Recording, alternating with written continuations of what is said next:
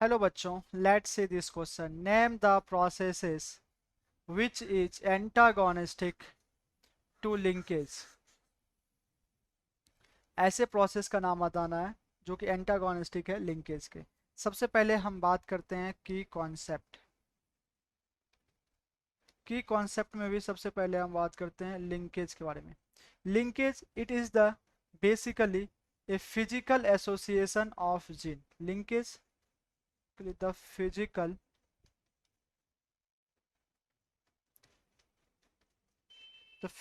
Association of gene on a chromosome, that is called linkage. And जब मैं बात करता हूँ क्रॉसिंग ओवर के बारे में जब भी बात करूंगा तो crossing over it is basically disturbs या डिजेनेरेट्स लिंकेज। डिस्टर्ब या डिजेनेरेट लिंकेज। लिंक्ड जीन, जो लिंक्ड जीन है, can be separated by crossing over. Linked gene को सेपरेट किया जा सकता है क्रॉसिंग ओवर से। सपोज अगर मैं कहता हूं कि डिस्टेंस अगर इंक्रीज हो रहा है तो क्रॉसिंग ओवर जो है वो इंक्रीज होगा। सेकंड, अगर मैं कह रहा हूं टेम्परेचर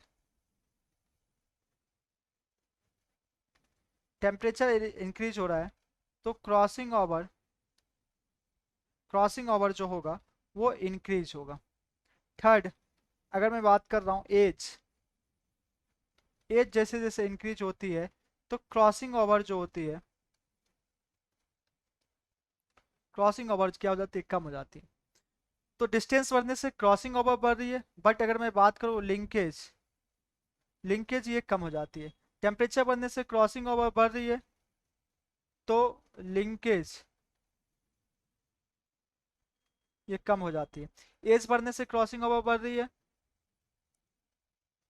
तो लिंकेज क्या हो जाती है, बढ़ जाती है। तो यहाँ से हम लोग देख पा रहे हैं कि जहाँ क्रॉसिंग ओवर बढ़ रहा है वहाँ लिंकेज कम हो रही है, जहाँ क्रॉसिंग ओवर बढ़ रहा है वहाँ लिंकेज कम हो रही है, और जहाँ कम हो रही है वहाँ बढ़ रही है। मतलब एक दूसरे के अपोजिट वर्क कर रही है। तो name the process which is antagonistic to linkage, that is crossing over. Crossing over basically disintegrate या separated linked digit. I hope you will understood this question. Thanks. Best of luck.